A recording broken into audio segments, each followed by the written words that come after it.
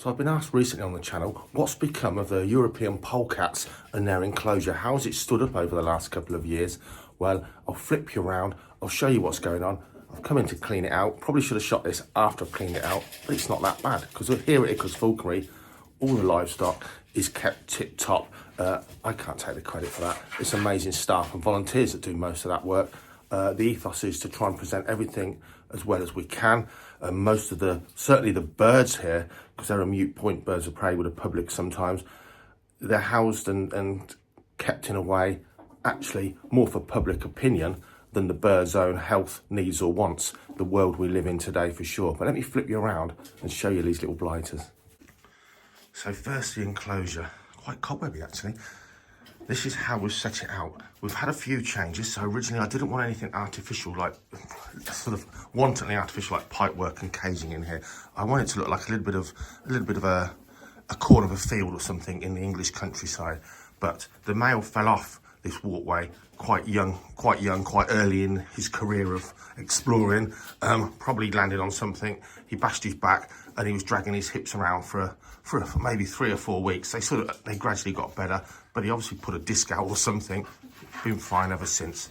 So now we've had to cage it in.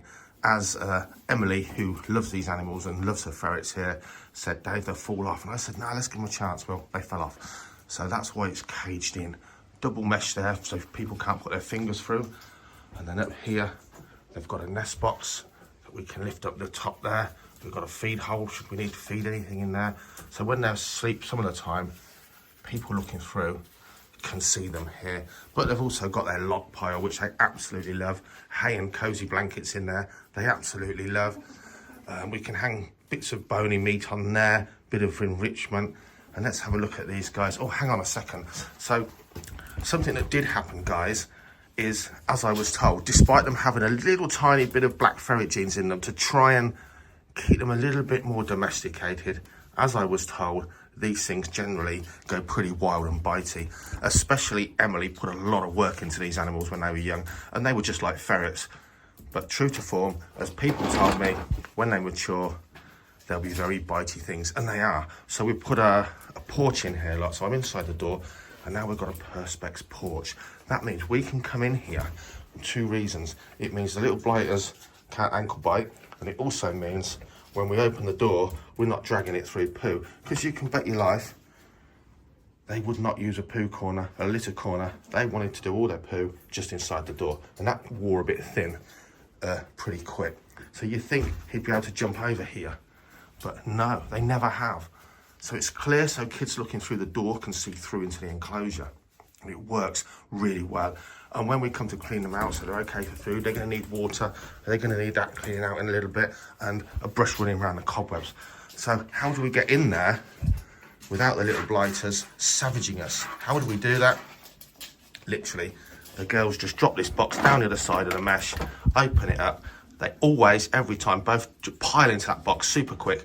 They're weasels after all. They're nosy things. Shut the lid, job done. In the corner, in their box, every time.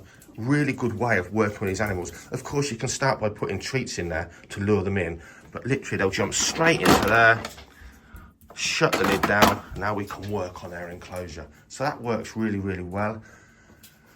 Enrichment's good. They love a log pile.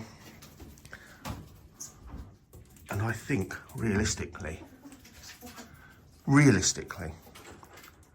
if I'm brutally honest, all of us falconers, rabbiters, people that keep pets ferrets, I think realistically, this sort of, I don't know, 12 or 16 by 8 enclosure should be looked on as normal, and other people making them bigger. We keep them in hutches. I've kept them in hutches. I would still keep them in big hutches for work, but when you see them running around, a bit like rats, they're intelligent, they're active. If your ferrets don't get to come out all summer because they're working ferrets, realistically, they need an enclosure just as big as your hawk does. Probably bigger, that's the word, isn't it? Because they are incredibly active animals. So rough tails at the moment, you guys got ferrets, you know that they look scraggy as summer goes through, as they start to molt, you know that, and they're the same. My only sadness with these polecats, as you'll know if you've been watching the channel, but the hob here, the male, he in winter should be a huge, muscle-bound, fur-laden beast of a creature to put any hob ferret pretty much to shame. But he's not. He actually looks like a bigger version of the Jill there. He looks like her, just bigger. She's definitely the dominant one, believe it or not. Yes, you sweet tart. The reason is, he was sent to the vet to be vasectomized. They're brother and sister. He can take her out of season. We don't want to produce them here, and we don't want inbreeding. But no, the vets managed to get that wrong. We had a long hoo-ha, but they castrated him. They chopped his nuts off. That means he's lost his testosterone. That means he's lost his macho-ness. He's now an overgrown eunuch that stays light in frame, like a Jill, and he has that same sort of coat as a Jill. He never gets like a really thick woolly bear. So a lot of row ensued there. Nothing came of it. Obviously, at the end of the day, what can they do? They can't stick his balls back on, can they? But just ridiculous. Ridiculous. Vasectomy, castration, very, very different things. My vets didn't seem to think so. So that's the only downside. I am quite sad because they look great when they're big. All ferrets do. All hob ferrets, big and hairy and furry in the winter, they look great. But we haven't got that. But I think you can see the activity levels on these animals is worthy of an enclosure 10 times as big. They'd use everything. And you can see they're friendly and inquisitive, but they will bite. And they do bite. And the reason they're boxed when we go in there, I'll tell you why. Not a nice story for me, and it could have been a lot worse. They're like piranhas, look at them. So going back about a year, maybe more, when they were starting to turn, their total domesticated friendliness like a ferret was long since starting to leave them, despite daily handling and playing with them. The female turned first and the boy later. Hob ferrets, you know what they're like. The boys are all sillier and funnier. So I goes in, I've got to reattach a bit of this pipe work that had come loose. I go in there, I've got trousers on, and this is what happens. The boy, while I'm using a drill, jumped up, grabbed me on the thumb, locked on. Okay, been by a ferret, it's not that bad. It hurts, it's all right, we can deal with it, can't we? So I'm prying him off, and while I'm prying him off, the Jill ran up my trouser leg like something off BBC TV in the 70s. She ran up my trouser leg. He was now pried off. I dropped my drill, and I'm using both of my hands at the top of my thigh because she'd got very near to something I didn't want her to nip. And I actually had both hands wrapped around the top of my thigh of my trousers, screaming out to Emily, "Help, come and get it." Yes, that was not somewhere I was prepared to get bitten, and I was sweating profusely just at the fear of it. Biting onto your knuckles, one thing, yeah. Biting onto your neck, because, yeah, that's a different thing. So they are the sweetest things. I'll show you it from the public's point of view, but they make for a great display because although like most British mammals, they're kind of nocturnal. These guys are active a lot of the time, playing and jumping like all members of the weasel family. I'll just show you the public's perspective from this side. So as you come into our UK wildlife menagerie, we've got, not invasive, our fourth species of snake, but they don't actually come from this country since before the Ice Ages, but Aesculapian snakes up there. We've got unusual interesting things like great crested newts, captive bred pre-1981 lions, as they have to be. We've got the eels in here, which I've fed but now live gorged and gone back in. Oh, there's one, look. So a rare species now. Eels are rare, and these guys taken under license so people can read a bit about them, learn about them. Sticklebacks, fish common here as a kid, but now really rare in Northamptonshire. We've got common toads, not so common now. All stuff we can talk about and get people behind, doing stuff in their garden. Norma the hedgehog in here. And then as you go through the menagerie, really aimed at British wildlife, you come to the polecats. And this is what you tend to see from the public. We've got 4mm acrylic there. It works really, really well. And now you can see why the porch area is clear, because if you're a little child, you're looking from this angle, you want to see the little blighters.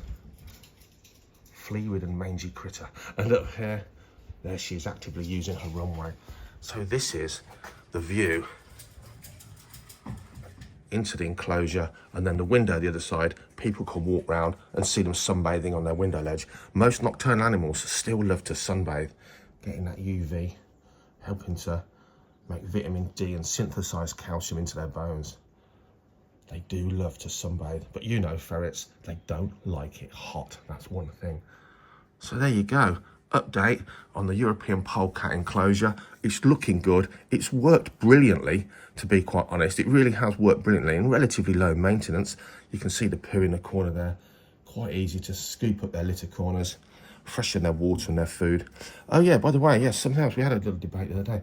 So all the ferrets I've ever kept, I know they're polecats, but all the ferrets I've ever kept have been fed a dry mix, either a dry dog food mix or a dry kitten mix, and they've had that combined with flesh, rabbits, day-old cockerels and so on. They've always lived a long time. They've always been very healthy, very active workers, never had a problem at all. Some people swear by you must never feed kibble to your ferrets and only feed flesh.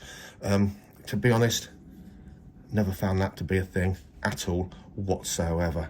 No different to my dog gets kibble and it doesn't get, what's the word? I can't remember. You guys know what I'm trying to say. They don't get a meat diet. I can't think what we'd call it nowadays. It's gone. I'm old. They don't get it. They get a dry kibble diet. They live years. I've just had the Bedlington put to sleep at 15 years old. Not a bad age, and he certainly didn't die of anything to do with his diet. No way. But yes, they do get a flesh in their diet, but their staple is a mixture of a dry kibble. Look at that. Wonderful things. EU polecats. If you don't want them necessarily to be a pet, but you want to keep them in an enclosure and maybe go in with them and interact with them, then highly recommended. Get on this Facebook page. This is, I think, a really good page with lots of info and lots of people breeding them on there. I'd love a mink. It's totally illegal to keep them. Really, it is illegal to keep them. You're not going to jump through the hoops the government want, and if you do keep them like that, you can't take them out. But those of you that do keep mink, I know you're out there. I'm very envious of you, especially if you work your mink. But for me, on display to the public, it's the EU polecat with a great story to tell when it comes to bouncing back from the brink. Hope you've enjoyed it, guys. I'll catch up soon.